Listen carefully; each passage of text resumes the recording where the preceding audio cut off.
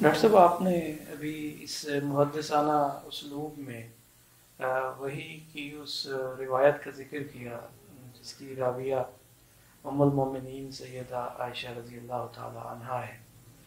اس روایت میں آپ نے ایک جگہ میں نے آپ کی تقریر آپ کا خطبہ سنا تھا، اور جس میں آپ نے یہ فرمایا تھا کہ جہاں جب آپ صلی اللہ علیہ وسلم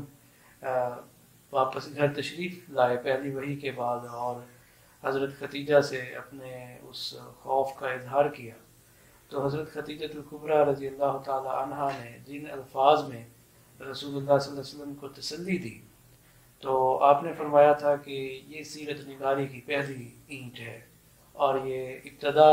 کہہ لیجئے کہ یہ پہلی سیرت نگار ہے۔ تو ہمارے یوٹیوب کے ناظرین کے لیے اگر وہ الفاظ آپ ہمیں ہماری سماعتوں کی نظر کر دیں تو اس سے یعنی ہمیں اور ناظرین کی وجد میں اور اضافہ ہو جائے گا۔ حضرت خدیجہ رضی اللہ تعالیٰ عنہا کو ہم کہتے ہیں، اور ہم جب علوم و فنون کی، اسلامی علوم و فنون کی بات کرتے ہیں تو خواتین کا ذکر الگ سے کرتے ہیں کہ انہوں نے محدثات بھی گزری، سیرت نگار بھی گزری، مفسرین میں بھی موجود ہیں،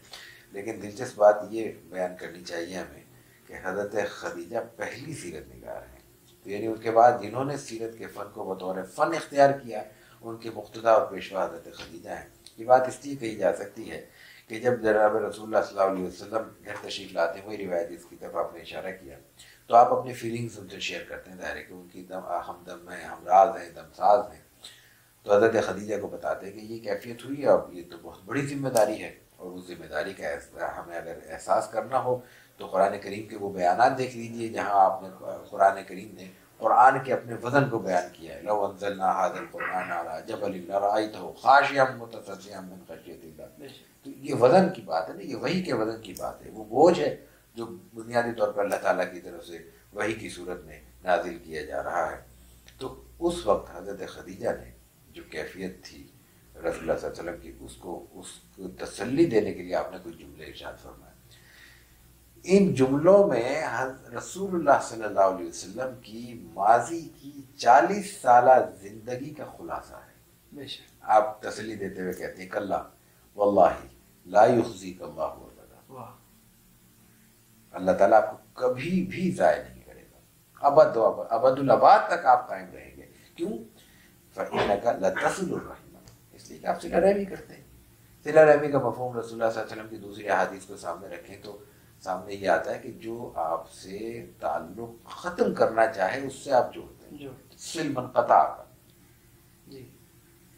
جس سے جو تعلق قائم کرنا چاہے یا نبھانا چاہے، آسان ہے نا، آسان نہیں ہے، وہ تو ہمارا سماجی دباؤ ہے۔ جو مجھے چائے پلا رہا ہے میرے لیے مجبوری ہے کہ میں اس کو چائے کی آفت کروں، جو مجھ سے ملنے آ رہا ہے میں بھی شرم حضوری میں سے ہی اس کے گھر سے گزرتے ہوئے یہ ممکن نہیں ہوگا کہ میں اس کے دروازے سے گزر جاؤں اور اس کا دروازہ نہ کھٹکھٹاؤں۔ تو آپ احسرات و تسلیم صلہ رحمی کرتے ہیں اس درجے میں، یعنی جو آپ سے قطع کرنا چاہتا ہے آپ اس سے جوڑتے ہیں۔ سبحان اللہ۔ تو آپ اس لیے کیوں ضائع نہیں ہوں گے؟ اس لیے کہ صلہ رحمی کرتے ہیں، اور صلہ رحمی کرنے والا ضائع نہیں ہوگا۔ وَتَحْمِلُ الْكَلَّ، جن کے پاس جو نادار ہیں، نادار طبقہ، جو کمزور ہیں، جو اپنا وزن اپنے کاندھوں پہ نہیں لا سکتے، اب اس میں فزیکل بوجھ کی بھی بات ہے اور عملی طور پہ جو ہماری ذمہ داریاں ہیں ان بوجھوں کا بھی ذکر ہے، وہ بوجھ آپ اس کا بانٹتے ہیں، ان کی ذمہ داریوں کو تقسیم کرتے ہیں، آپ ان کی مدد کرتے ہیں۔ وَتَقْسِمُ الْمَعْدُومَ، معدوم وہ جس کے پاس کچھ نہیں ہے اس کو کما کر کھلاتے ہیں۔ وَتَقْرِئُ الضَّيْفَ، مہمان نوازی کرتے ہیں مہمانوں کی۔ وَتُعِينُ عَلَى نَوَائِبِ الْحَقِّ، اور حق اور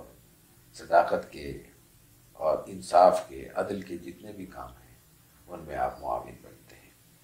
تو حضرت خدیجہ نے بنیادی طور پر یہاں آپ علیہ الصلوۃ والتسلیم کی یہ خوبی بیان کی کہ آپ چونکہ معاشرے کے لیے ہر اعتبار سے مفید ہیں، تو ایسا معاشرہ کبھی بھی آپ کو نہ تو بھلا سکتا ہے اور نہ کبھی آپ کو ضائع ہونے دے گا۔ اللہ کی سنت یہی ہے کہ جو اللہ کی مخلوق کے لیے مفید ہوتا ہے اس کی اللہ تعالیٰ خود حفاظت فرماتا ہے۔ جی ڈاکٹر صاحب بہت بہت شکریہ۔ ناظرین، یہ جو ڈاکٹر صاحب گفتگو فرما رہے ہیں اور اس کے پیچھے ان کا مطالعہ ہے اور ان کی محنت ہے اور سیرت کے حوالے سے ان کی لگن ہے، تو ہم ان کے شکر گزار ہیں کہ آپ ہمیں وقت عنایت کر رہے ہیں اور سیرت نگاری کی فنی مباحث جیسے ایک مشکل موضوع پر ہمیں اپنی گفتگو سے مستفید کر رہے ہیں. ہم آپ کے شکر گزار ہیں اور یہ سلسلہ ابھی آگے جاری رہے گا.